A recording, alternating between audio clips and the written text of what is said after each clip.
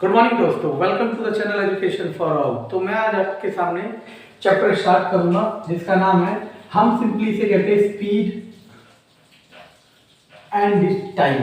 Speed and time कह लो या time and speed कह लो या स्पीड डिस्टेंस टाइम कह लो, टाइम डिस्टेंस स्पीड कह लो, कुछ भी कह लो। इसके अंदर हम कवर करेंगे boat problem, boat and river जिसे आप लोग कहते हो, अप स्ट्रीम, डाउन स्ट्रीम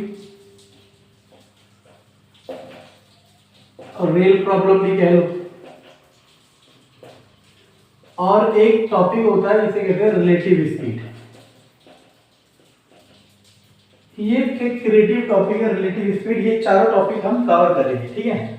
तो दोस्तों, अगर आपने मेरा चैनल सब्सक्राइब नहीं करा है तो प्लीज सब्सक्राइब करें, क्योंकि मैं रोज एक वीडियो डालता हूं। अगर आप चाहो तो ये फ्री में आपको कंटेंट प्रोवाइड कर सकता है और आप अपने आने वाले गवर्नमेंट जॉब की तैयारी इजीली कर सकते हैं। तो मानो आपने सब्सक्राइब नहीं किया तो आपको नोटिफिकेशन नहीं मिलेगा और आप नहीं समझ पाओगे कि मैंने कब कोई टॉपिक कब कराया। अगर आप सब्सक्राइब करते हैं तो आपको डेली एक वीडियो मिलेगा और आप अपडेट हो सकते हैं अपने सिलेबस में। देखो, जैसे कि मैंने आपको बताया, मेरे पढ़ाने का मतलब, देखो YouTube में तमाम वीडियो तो मिल जाएगी।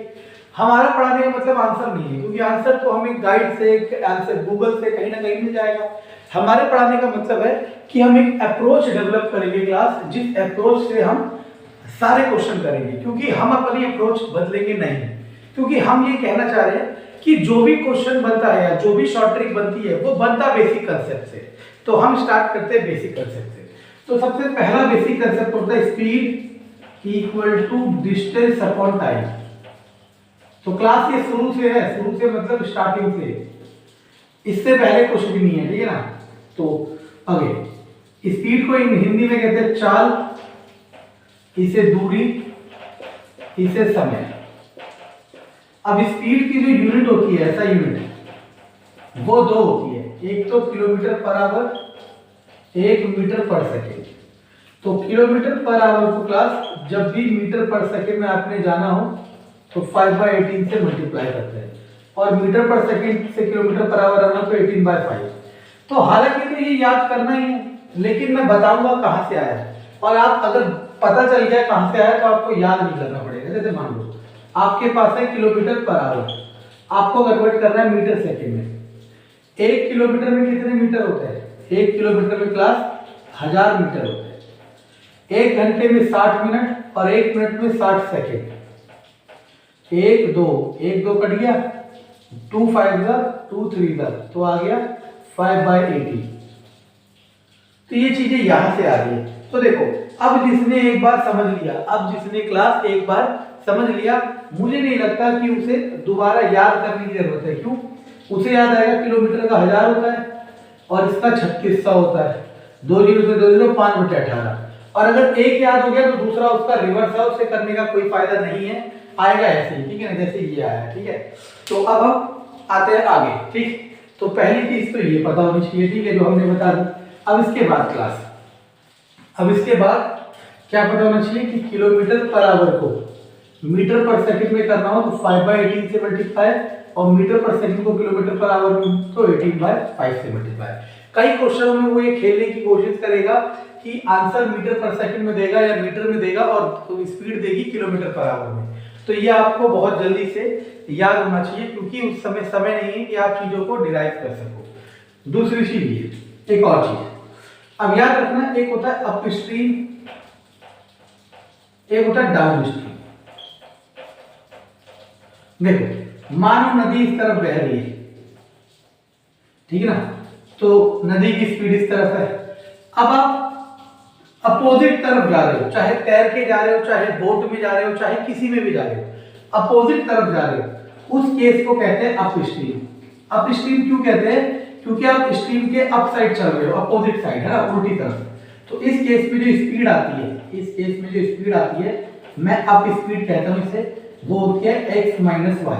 अब ये सब्ट्रैक्ट क्यों होती है, बस ये समझना है। ये सब्ट्रैक्ट इसलिए होती है क्योंकि आप रिवर के अगेंस्ट फ्लो कर रहे हो, आप रिवर के अगेंस्ट फ्लो कर रहे हो, तो आपको अपोजिशन फेस करना पड़ेगा, दैट वाई ये माइनस होगा। या ऐसे भी समझ सकते हो, जब आप नदी के अपोजिट तरफ बहोगे तो आपकी स्पीड कम हो जाएगी। क्यों? मान लो फॉर एग्जांपल नदी बहती है 20 की स्पीड से, और आप तैरने की कोशिश कर रहे हो 30 से, तो 20 से 20 कैंसिल हो जाएगी। बेशक आप 30 से तैर रहे हो लेकिन फील हमें 10 ही होगा, मतलब इसका जो रिजल्टेंट आएगा वो कितना मिलेगा, 10 मिलेगा। क्यों? 20 से 20 ये कैंसिल हो जाएगी। इसी तरीके से ये अगर नदी जिस तरफ बह रही है आप भी उसी तरफ तैर रहे हो, तो या तैर रहे हो या बोट चला रहे हो, कुछ कर रहे हो, उसे कहते हैं डाउन स्ट्रीम। तो हम इसे कहते हैं DS, डाउन स्ट्रीम। तो इस केस में हो जाता है x प्लस वाई। क्यों? क्योंकि स्मॉल लिख देता हूं, क्योंकि जब आप नदी की तरफ फ्लो करोगे तो आपको नदी पुश करेगी, यानी कि आपकी स्पीड में नदी अपनी स्पीड ऐड कर देगी। मान लो नदी की स्पीड 20 थी और आपकी स्पीड 30 है, तो अब आपको 50 की स्पीड मिलेगी। क्यों? क्योंकि नदी की स्पीड की तरफ आप फ्लो कर रहे हो। अगर जिसको ये दो चीजें पता है, दो चीजें कि अपस्ट्रीम किसे कहते हैं और डाउनस्ट्रीम किसे कहते हैं, अपस्ट्रीम किसे कहते हैं और डाउनस्ट्रीम किसे कहते हैं, और साथ ही साथ उसे इन दोनों का फॉर्मूला पता हो, मैं कह रहा हूं कोई क्वेश्चन आ जाए अपस्ट्रीम डाउनस्ट्रीम में वो कभी गलत नहीं करेगा। और जिसको ये दो चीजें नहीं पता हो या कंसेप्ट नहीं पता हो वो गलत भी कर सकता है और सही भी कर सकता है। अगर आप देखो क्लास में इसी से एक फॉर्मूला और बनाता हूं, ये सब कंसेप्ट है, और अगर मैं इस कंसेप्ट को ना कराऊं तो ये ट्रिक के फॉर्म में रिप्रेजेंट करे जाएंगे। अपस्ट्रीम है x माइनस वाई, अपस्ट्रीम को u से लिख दिया, ठीक है ना। धारा हिंदी में क्या कहते हैं मुझे एग्जैक्टली नहीं पता, धारा के साथ धारा के विपरीत दिशा में और धारा के समान दिशा में, डाउनस्ट्रीम को d। अब मैं एलिमिनेशन मेथड लगाता हूं जो क्लास 10 का है, y से y कर दिया प्लस माइनस, यहां बचा 2x बराबर u प्लस d, तो x equal to u plus d by 2।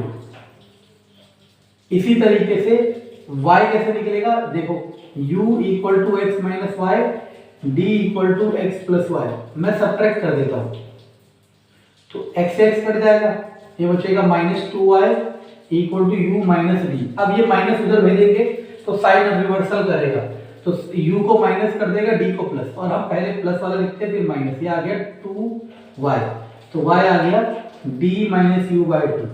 तो अपस्ट्रीम डाउनस्ट्रीम में ना ये दो फॉर्मूले और ऐड कर देते हैं। कैसे? अपस्ट्रीम होता है x माइनस वाई, डाउनस्ट्रीम होता है x प्लस वाई।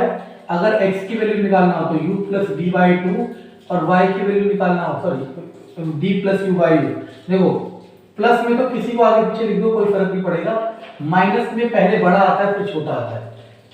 ये जिसको पता है, और देखो मैंने ये दोनों भी कहां से आए आपको बताया, जिसको भी ये चीज भी पता है वो सारे क्वेश्चन कर लेगा। Upstream downstream can we will prove that if we know only this formula for upstream and downstream we can solve any kind of question. Okay ना।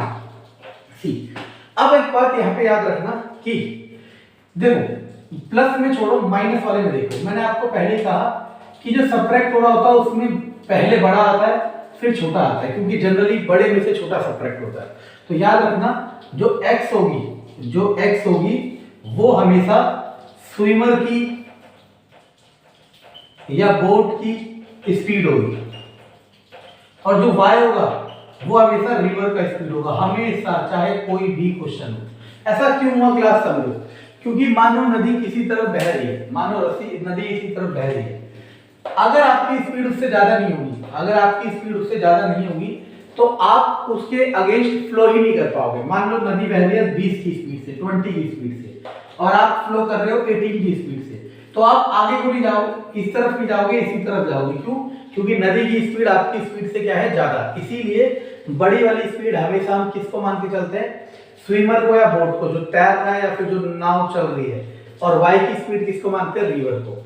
ये चीज हमें पता चली। ठीक है क्लास, अभी देखते रहना और जरा सा भी स्किप मत करना, मिस मत करना, क्योंकि एजुकेशनल वीडियो है, ये एंटरटेनमेंट नहीं है कि थोड़ा सा बाद में देखा तो हमें समझ आ जाएगा। और जो मेरी वीडियो डेली देखेगा या मेरी सारी वीडियो देखेगा, मैं गारंटीड हूँ कि उसे मैथ्स में कोई दिक्कत नहीं होगी। और आप जो पेपर की तैयारी कर रहे हो, चाहे DSSS की करो, SSC की करो या स्टेट बोर्ड की करो, जो भी मेरी वीडियो सारी देखेगा, ये चैलेंज है कि 80-90% क्वेश्चन उसी में से आएंगे। उसी में से आएंगे का मतलब ये बिल्कुल भी नहीं है कि एग्जैक्टली वही नंबर आएंगे, टाइप वही आएगा। ठीक है ना।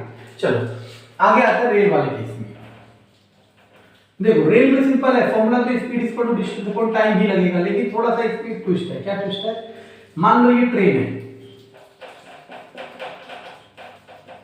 ये ट्रेन एक पोल को या फिर एक आदमी को, औरत को, किसी को भी एक खंबे को पार करेगा, तो देखो दिमाग लगाना, मानो ये वो पोल है और ये वो ट्रेन है। ट्रेन जब पार करेगी तो हम ये मान के चलेंगे कि इसकी लेंथ कुछ भी नहीं होगी। हम इसकी लेंथ को, होगी तो जरूर कुछ ना कुछ तो थिकनेस होगी, लेकिन ट्रेन के कंपैरेटिवली वो बहुत कम होगी। इसीलिए हम कैलकुलेशन में, कभी सुना आपने कहा कि यार मैंने एक लड़का देखा वो 3 मीटर चौड़ा था, 2 मीटर चौड़ा था, कभी नहीं कहते हम, लंबाई काउंट करते हैं। तो ये चीज कभी नहीं देता है क्वेश्चन में, ठीक है ना, पोल के लिए और मैन के लिए। इसीलिए जब पोल और मैन का केस आएगा तो डिस्टेंस को हमेशा, दूरी को हमेशा ट्रेन की लेंथ लेंगे, जो ट्रेन की लंबाई होगी वही डिस्टेंस ली जाएगी। Case number 1।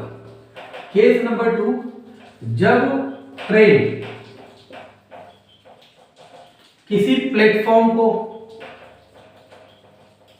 किसी ब्रिज को, किसी टनल को, किसी को भी पार करेगा, तो सुनना मैं क्या कह रहा हूं। तो मान लो ये टनल या प्लेटफॉर्म ब्रिज है और ये ट्रेन है, ट्रेन आई यहां से, ये ट्रेन है। देखो ये कब कहा जाएगा ट्रेन ने इसको पास कर दिया। देखो ट्रेन का आगे वाला सिरा देखो, मानो ये है ट्रेन का आगे वाला सिरा और ये है प्लेटफॉर्म, ट्रेन का ही आगे वाला सिरा। सुनना मैं क्या कह रहा हूं, समझ लोगे तो जिंदगी भर याद रहेगा। यहां पे आया ट्रेन, अब देखो समझो, ये आगे वाले सिरे को देखो, बस ये आगे वाले सिरे ने इसको पार कर लिया, लेकिन अब इसे क्रॉस नहीं कहा गया। क्रॉस कब माना जाएगा, जब ये पीछे वाला सिरा भी इसको पार कर देगा। तो देखो अगर आगे वाले सिरे के हिसाब से देखो तो प्लेटफॉर्म तो पूरा कवर कर लिया, लेकिन अब पार कब माना जाएगा, जब ये अपनी लेंथ भी कवर करेगा। यानी कि जब प्लेटफॉर्म का केस होता है या ब्रिज का केस होता है तो डिस्टेंस को लिया जाता है length of train plus length of bridge या प्लेटफॉर्म। मतलब अगर इसे लेंथ ऑफ ट्रेन L मानो, इसे x मानो, तो डिस्टेंस लिया जाएगा L प्लस x। बस ये पॉइंट जिसको पता है क्लास, ये पॉइंट जिसको पता है वो ट्रेन एंड डिस्टेंस वाले क्वेश्चन में कोई भी दिक्कत नहीं करेगा, ठीक है ना। देखो मैं आपको कंसेप्ट बता रहा हूं और इन कंसेप्ट के ऊपर ही सब कुछ चलता है, चाहे किसी एग्जाम का हो, कोई टीचर हो, कोई किताब हो, ठीक है ना। तो कंसेप्ट जानना जरूरी है, क्योंकि बिना कंसेप्ट के हम ज्यादा दूर तक चल नहीं सकते, ठीक है ना कहीं हम अटकेंगे और गिरेंगे, ठीक। और एग्जाम में एक ही बार मौका मिलेगा अपने आप को प्रूफ करने का। पहले मैं सारे टाइप करा रहा हूं, फिर मैं मतलब फॉर्मूले बेसिक जो भी कंसेप्ट है, after that we will discuss question of each type. अब आता है रिलेटिव स्पीड। ये एक्चुअल में ना क्लास 11 फिजिक्स का टॉपिक है, लेकिन हम समझते हैं इसके क्वेश्चन अब आने लगे। जैसे एग्जांपल समझना, फॉर एग्जांपल लाइक दिस, कि मान लो एक ट्रेन इस तरफ जा रही है, या कोई कार मान लो, बस मान लो, उसकी स्पीड है x, एक जना इधर से आ रहा है, कार है, ट्रेन है, बस है, कुछ भी, उसकी स्पीड है। अब होगा क्या पता है, मान लो ये दूरी है टोटल जो भी है, मान लो दिल्ली है, ये केरला है, ठीक है ना। एक ट्रेन इधर से आ रही है, एक ट्रेन इधर से आ रही है, दूरी है मान लो 2700 किलोमीटर, ठीक है ना। अब समझना मैं क्या कहना चाह रहा हूं, मैं ये कहना चाह रहा हूं कि अब ये दोनों एक दूसरे को कब ओवरलैप करेगी, ओवरलैप का मतलब मीट करेगी, कब एक दूसरे को मीट करेगी, ये इसकी और इसकी इंडिविजुअल स्पीड पे डिपेंड करेगा या दोनों की स्पीड पे डिपेंड करेगा। ये कब एक दूसरे को मीट करेगी class, this will depend on the both of speed, मतलब दोनों की स्पीड पे डिपेंड करेगा। याद रखना ऐसा कोई भी क्वेश्चन जहां पे दोनों की स्पीड पे डिपेंड करेगा वहां पे लगता है रिलेटिव स्पीड। और रिलेटिव स्पीड ये कहता है कि अगर दोनों अपोजिट तरफ आ रहे हैं तो स्पीड हो जाएगी एड x प्लस वाई। अब इसे कई बच्चे पता नहीं क्यों रिवर वाले कंसेप्ट से अपस्ट्रीम डाउनस्ट्रीम से कंफ्यूज करते हैं, ऐसा कुछ है नहीं। वो नदी का केस है, ये अलग केस है, इसके ऊपर थोड़ा जा रही है वो ट्रेन, दोनों एक दूसरे की तरफ आ रही है। अब ये समझना, मैं इसका प्रैक्टिकल एग्जांपल लेता हूं। मान लो आप ट्रेन में बैठे हो और आपके अपोजिट तरफ, मतलब आप ट्रेन में इस तरफ जा रहे हो और एक ट्रेन इस तरफ आ रही है। आपको पता है उस ट्रेन की स्पीड बहुत फास्ट लगती है, पता है क्यों? क्योंकि अब आपको जो उसकी स्पीड दिख रही है ना, वो एक्चुअल में उसकी स्पीड नहीं है, दोनों की स्पीड है। मान लो ये ट्रेन चल रही थी 100 की स्पीड से और ये चल रही थी 120 की स्पीड से। अब आपको ये जो दिखेगी ना, ये 100 से नहीं दिखेगी, ये दिखेगी 220 से, यानी कि उसकी स्पीड आपको दिखेगी 220। और ये फिजिक्स का कंसेप्ट है और ये होता ही है और आपको प्रैक्टिकल लाइफ में भी पता है, ठीक है ना। इसी तरीके से अगर मान लो यही केस होता, दिल्ली टू केरला 2700 किलोमीटर, ठीक है ना, एक ट्रेन ऐसे गई, पीछे से दूसरी आ रही है, अब एक दूसरे को कब ओवरलैप करेंगे तो वो डिपेंड करेगा दोनों की स्पीड पे। लेकिन मानो इसकी स्पीड है x, इसकी स्पीड है y, लेकिन अब स्पीड हो जाएगी x माइनस वाई। क्यों हो जाएगी x माइनस वाई? क्योंकि वही वाला केस। अब देखो समझना, मान लो आपने देखा भी है, मानो एक ट्रेन इस तरफ जा रही है, दूसरी ट्रेन भी इस तरफ जा रही है, अब आपको इसकी स्पीड कम दिखती है। ऐसा इसलिए होता है, मानो आपकी स्पीड 100 से चल रही है, 120 से चल रही है, तो अब जब ये 120 से चल रही है ये वाली, तो 100 से 100 तो कैंसिल हो गया, मतलब अब आपको बस इसकी कितनी स्पीड दिखेगी, 20 स्पीड दिखेगी। ये होता है रिलेटिव स्पीड का कंसेप्ट। तो ओवरऑल आपको याद रखना है, जब एक दूसरे की तरफ आएगी तो स्पीड ऐड होती है, और जब एक ही डायरेक्शन में जाएगी तो स्पीड सब्ट्रैक्ट होती है। जिसको ये पता है वो रिलेटिव स्पीड के क्वेश्चन कर सकता है, ठीक है ना। तो ये था हमारा बेसिक कंसेप्ट, और इसके अलावा कोई कंसेप्ट नहीं है क्लास। ये मेरा चैलेंज है, boat stream, down stream, rail problem and relative speed में। हाँ, क्वेश्चन में वैरायटी कोई भी क्रिएट कर सकता है। अगर मुझे आप 1 रुपया दो एक क्वेश्चन बनाने का, तो मैं आज ही लखपति बन जाऊं, ठीक है ना। इसका मतलब ये नहीं है कि मैं बहुत क्वेश्चन बना सकता हूं, इसका मतलब ये है कि क्वेश्चन कोई भी बना सकता है, कहीं से भी बना सकता है। और कोई भी क्वेश्चन, मानो आप किसी भी टीचर से पढ़ रहे हो, कोई भी किताब पढ़ रहे हो, कोई ऐसा इंसान है जो क्वेश्चन पैदा कर रहा है? कोई पैदा नहीं कर रहा, क्वेश्चन बनाए जा रहे हैं इधर से उधर कंसेप्ट करके, ठीक है ना। मैं भी बना सकता हूँ, कोई भी बना सकता है, लेकिन हम उस स्टेज में नहीं है, ना आप ना मैं, कि हम क्वेश्चन बनाए। हमारा काम है, मेरा काम है आपको पढ़ाना, आपका काम है जॉब निकालना, ठीक है ना, एग्जाम क्वालिफाई करना, बस। उसके बाद की बात है। चलो देखो, आजकल ना एक क्वेश्चन बहुत आ रहा है, पता नहीं क्यों समझ आ नहीं रहा लोगों को। जैसे देखो, a monkey travels 3 steps forward, monkey छोड़ दो, a drunkard 3 step forward and 2 steps, or not 2, that is 1 step for backward. If each step is of 1 meter and takes 1 second time, how many seconds will he take to fall in a pit of 17 meter away? तो ये तरह का question बहुत आ रहा है। ये शराबी वाला क्वेश्चन भी बन जाता है, ये मंकी वाला क्वेश्चन भी बन जाता है, ये बहुत तरह के क्वेश्चन बनते हैं। अब यहाँ पे देखो, 3 स्टेप की जगह 4 5 6, 1 की जगह 1 2 3, कुछ भी हो सकता है। लेकिन अगर आपने ये क्वेश्चन समझ लिया, मैं ऐसे 2 कराऊंगा, अगर आपने ये क्वेश्चन समझ लिया क्लास, तो ये मेरा चैलेंज है, इस तरह का कोई क्वेश्चन आप कभी नहीं गलत कर पाओगे। चलो देखते हैं क्या। तो अब देखो समझना, वो क्वेश्चन ये कह रहा है, मैं बता देता हूँ कि एक शराबी है, वो 1 2 3 कदम आगे जा रहा है, फिर 1 कदम पीछे आ रहा है, फिर 1 2 3, फिर कदम आगे जा रहा है, फिर 1 कदम पीछे आ रहा है, ऐसे चलते जा रहा है। और एक कदम की जो दूरी है वो 1 मीटर है, एक कदम की दूरी जो है वो 1 मीटर है, और 1 ही सेकंड ले रहा है एक कदम में, हर कदम में 1 सेकंड। तो अब वो कह रहा है कि इससे 17 मीटर दूर एक गड्ढा है, इससे 17 मीटर दूर एक गड्ढा है। अब वो शराबी है तो वो देख के थोड़ा चल रहा है, तो वो उस गड्ढे में गिरेगा। तो क्वेश्चन ये है कि इस गड्ढे में गिरने में उसे कितना समय लगेगा। समय की जगह कभी कभी दूरी भी पूछ लेता है, लेकिन अगर आपने समझ लिया जो मैं करा रहा हूं, अगर आपने क्लास समझ लिया जो मैं करा रहा हूं, तो मैं चैलेंज देता हूं कि आप किस तरह का क्वेश्चन कभी भी गलत नहीं करोगे। चलो देखते हैं कैसे। याद रखना, 17 मीटर में से कितने कदम सीधे चल रहा है? 3 कदम। 3 कदम का मतलब 3 मीटर सीधे चल रहा है, 3 मीटर सीधे चल रहा है। क्यों? क्योंकि एक कदम 1 मीटर का है। देखो क्लास, याद कोई नहीं कर सकता। अब कई लोग याद करने की कोशिश करते हैं, क्वेश्चन को फंस जाते हैं। क्यों? यहाँ पे एक कदम 1 मीटर का है, हो सकता है किसी और क्वेश्चन में एक कदम 2 मीटर का हो, तब यहाँ पे 3 कदम में 6 मीटर आएगा, तो कोई भी याद नहीं कर सकता। तो सबसे पहले क्या करोगे, इसमें से 3 तो अलग कर दो, बताऊंगा क्यों। बचे 14। अब आपको जो भी कैलकुलेशन करनी है क्लास, वो इस 14 के लिए करनी है। समझाता हूं कैसे। देखो मानो पहले 1 2 3 फिर 1 वापस, तो टोटल उसने कितने कदम चले? 4 कदम। टोटल उसने चले 4 कदम, लेकिन 4 कदम में वो दूरी कितनी कवर कर पाया? 2 मीटर। ये समझ आया सबको? कैसे? 1 मीटर, 2 मीटर, 3 मीटर, फिर वापस 1 मीटर।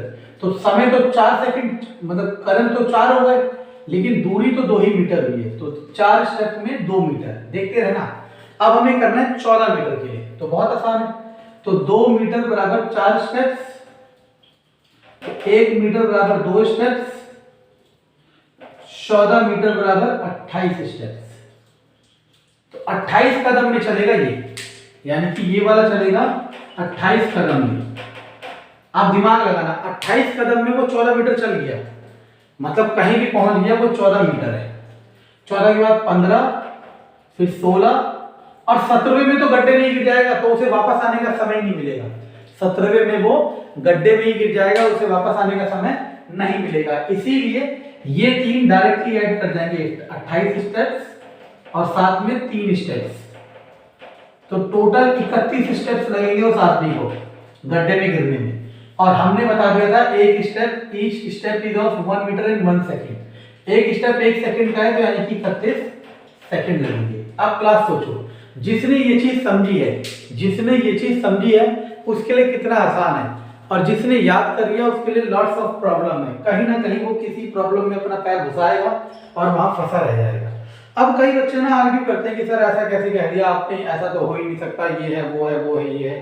तो मैं आपको इसका वैसा भी सेटिस्फेक्शन दे देता हूँ कि आपको समझ आएगा। आंसर हमारा है 31 सेकंड। ये याद रखना, वीडियो स्किप मत करना भाई, गाना थोड़ा बदल रहा है कि यहाँ नहीं वहां देख लेंगे, वहां नहीं वहां देखना है तो पूरा देखिए, वरना मत देखिए, ठीक है।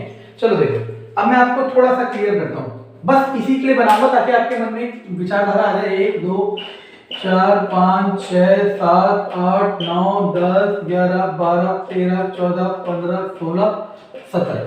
देखो 1 2 3 4 5 6 7 8 9 10 11 12 13 14 15 16 17। ये 17 मीटर हो गए, ठीक है ना। बस मैं बता रहा हूं ताकि आपको सेटिस्फेक्शन हो जाए कि जो सर ने कराया, मतलब मैंने कराया, वो सही है, ठीक है ना। तो अब मैं जो डॉट बनाऊंगा ये इसके स्टेप्स हो गए, ठीक है ना, देखते रहना। और ये एक्सप्लेनेशन बहुत रेयरली मिलेगा, ठीक है ना। 1 2 3 फिर 1 वापस, फिर 1 2 3 फिर 1 वापस, फिर 1 2 3 1 वापस, फिर 1 2 3 1 वापस, फिर 1 2 2 3 फिर 1 वापस, 1 2 3 फिर 1 वापस, 1 2 3 फिर 1 वापस, 1 2 3 गिर गया, है ना। अब गिनते कितने स्टेप्स हो गए? 1 2 3 4 5 6 7 8 9 10 11 12 13 14 15 16 17 18 19 20 21 22 23 24 25 26 27 28 29 30 और 31। तो समझे क्लास? तो मैं जो सिखा रहा हूँ वो हवा हवा ही नहीं है। ऐसा नहीं है कि मैंने कहीं से किसी किताब से याद कर लिया और मैं आपको बता रहा हूँ। ये मेरे पूरी जिंदगी भर की मेहनत है जो मैं आपको डिलीवर कर रहा हूँ, ठीक है ना। और इसलिए डिलीवर कर रहा हूँ, कई सोचते हैं कि क्यों कर रहा है। इसलिए कर रहा हूँ क्योंकि मैं जिस जगह हूँ या मैं जिस सिचुएशन में हूँ वहां पे मैं पढ़ाने के अलावा कुछ नहीं कर सकता। इसीलिए मैं सिर्फ पढ़ा रहा हूँ, ठीक है, हर तरह से पढ़ा रहा हूँ जिस भी तरीके से मुझे मौका मिलेगा। चलो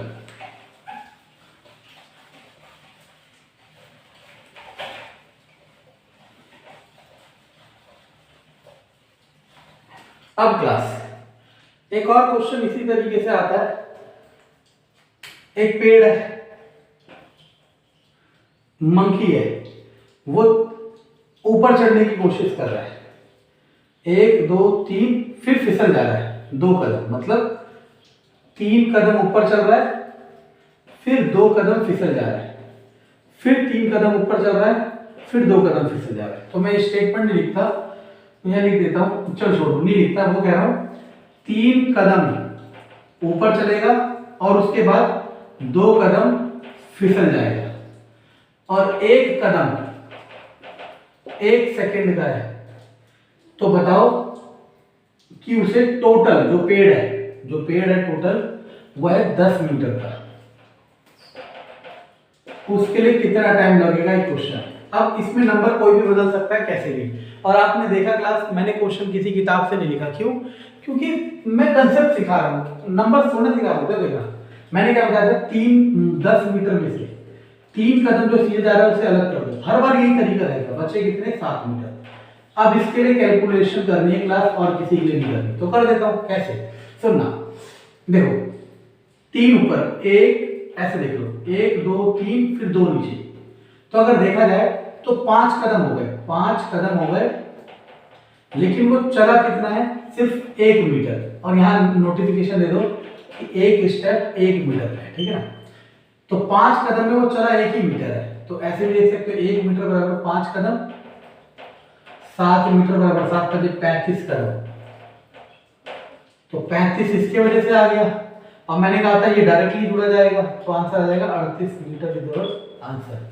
आप चाहो तो चेक कर लेना, आपको आंसर मिल जाएगा। 38 कदम हो गया, तो एक कदम 1 सेकंड का है, तो 38 सेकंड हो जाएगा। तो देखो कितनी सिंप्लिसिटी है। सिंप्लिसिटी का मतलब क्लास, अगर आपने कंसेप्ट सीखा है, if you know the concept you will never fall in any false paint. आप अगर कंसेप्ट सीखते हो तो कभी भी आप किसी गलत गड्ढे में नहीं गिरोगे पढ़ाई के सेंस में, ठीक है ना। कल को कहीं गड्ढे में गिर गए और आके मुझ पे केस करने लगे कि इसने कहा था गिरेंगे, ऐसा नहीं करना, ठीक है ना। चलो अब मैं आपको, देखो अगर आप इस वीडियो को पूरा देखते हैं तो प्लीज चैनल को सब्सक्राइब करें। ये प्लीज आपके लिए, मेरे लिए नहीं है, ठीक है ना। इसलिए क्योंकि आप समझते नहीं हो चीजों को, क्योंकि मैं हर टॉपिक की पूरे सिलेबस की वीडियो डाल रहा हूँ, तो इसका भी सीक्वेंस चलेगा 1 2 3 4 5 जितनी भी चलेगी। अगर आपने पूरी वीडियो देखी तो आपको कहीं भी पढ़ रहे हो, मैं कह रहा हूँ आप कहीं भी पढ़ रहे हो, ये वीडियो आपको हेल्प करेगी, ठीक है ना, क्योंकि मैं पढ़ा रहा हूँ कंसेप्ट से। उसने कहा seller goes down stream, distance है कितना 12 किलोमीटर, और टाइम है कितना 48 मिनट, ओके। और वापस आया मतलब अप स्ट्रीम, डिस्टेंस है 12 किलोमीटर और टाइम है 1 घंटा 20 मिनट। वो कह रहा है स्पीड ऑफ सेलर की स्पीड बताओ। देखो अब समझना, मैंने क्या कहा था, मैं लिख रहा हूं, लिखना नहीं है, आपको समझना है। अभी तो लिख सकते हो कि अप स्ट्रीम होता है x minus y speed, downstream होता है स्पीड x प्लस वाई, ठीक है ना। और हमने x की वैल्यू पढ़ी थी u प्लस डी बाई 2 और y की value d minus you by 2।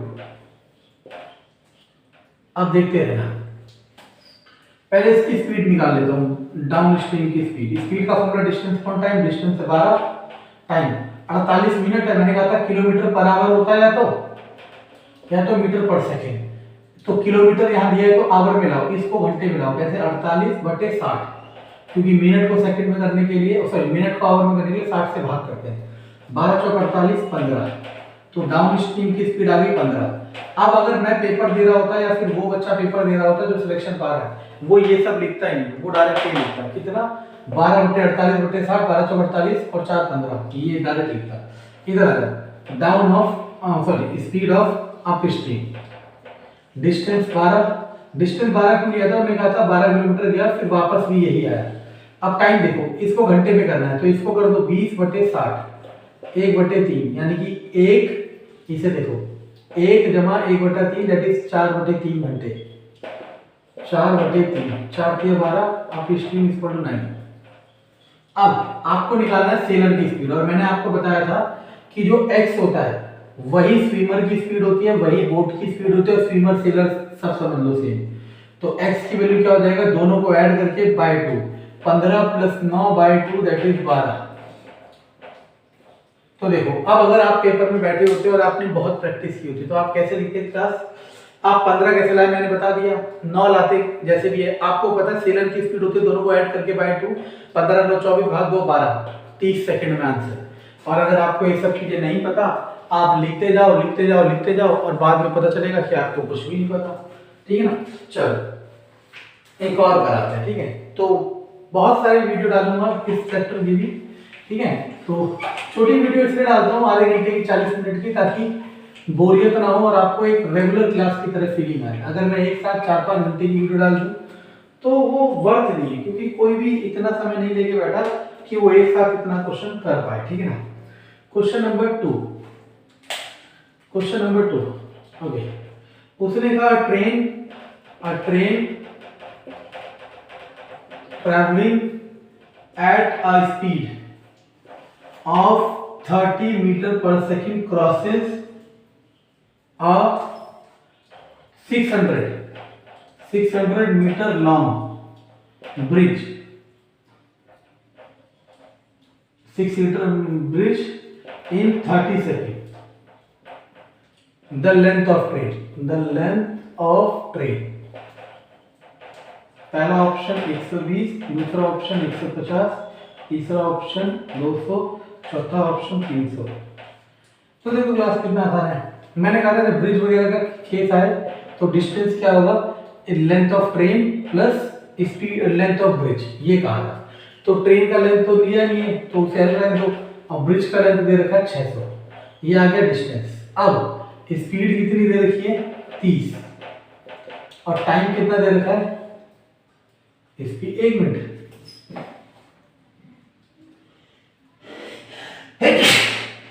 Question में कुछ गलती है क्या? हाँ, स्पीड है 80,